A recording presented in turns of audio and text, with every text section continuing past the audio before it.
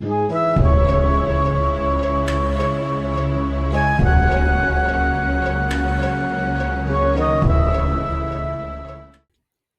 have a hard task ahead of them. Threequels, of course, being the third in a series of movies, games, etc. Only a few have broken the mold, in my opinion, in the sense of not only being excellent additions to an already established franchise, but in some cases, even surpassing the previous two. Will today's game also break the mold? Or will it just break? Let's take a look at The Cyber Shinobi, released in 1991 on the Sega Master System by Sega. This definitely wins most manky cover that I own, at least for the Master System so far. Still glad to own it though. Now, my love for the original Shinobi is well known through this channel. In fact, it was the first game in the Master System series that I did an episode on. So yeah. Will this one live up to that legacy? Well, we'll pop it in and find out.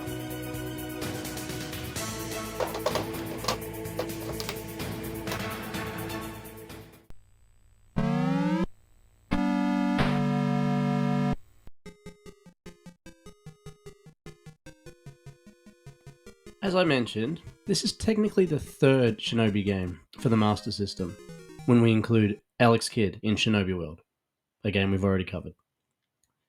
This one has a different look and feel, and it's set in a futuristic landscape versus the original. Cyber Jade is back. They are stealing platinum from every atomic power plant in the world. Every nation sent out its best forces to try and put an end to this disastrous situation. Unfortunately, none succeeded.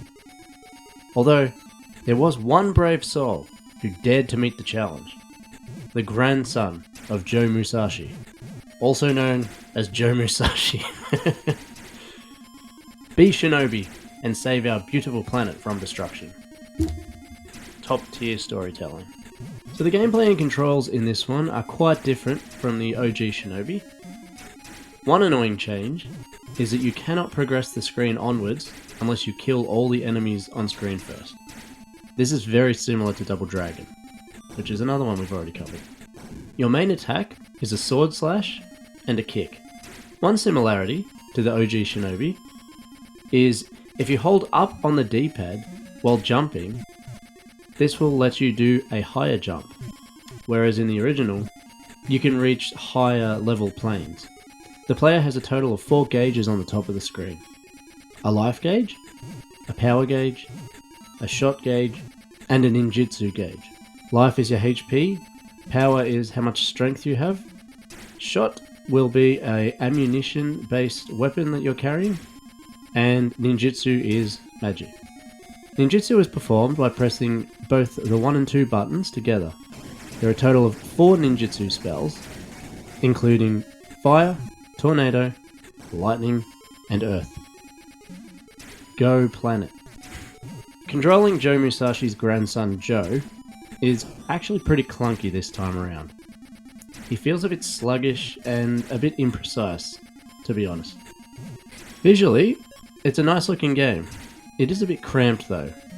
So you have the big character and enemy sprites, plus the top screen is just populated with status gauges, as mentioned. The backgrounds are okay. Music is average. It's certainly no main theme banger like the original. Now I never played or knew the existence of this one until I took a faithful trip to a second-hand shop where I got a bunch of Master System games. Many I've already covered on this channel.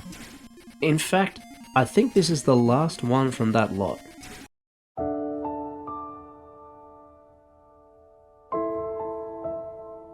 This game was exclusively released in PAL regions after the Master System was discontinued around the world. So, once again, being a PAL exclusive game, it's a bit pricier than your average release.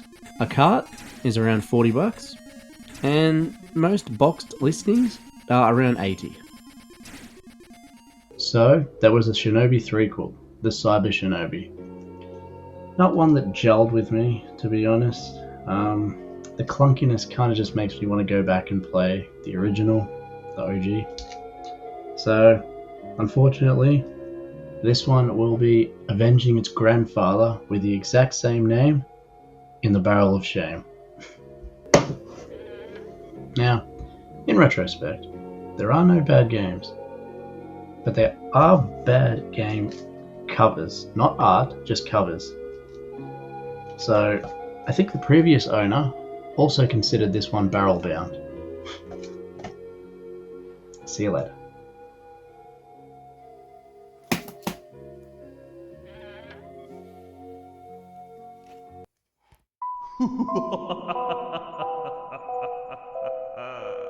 Huh? What just happened?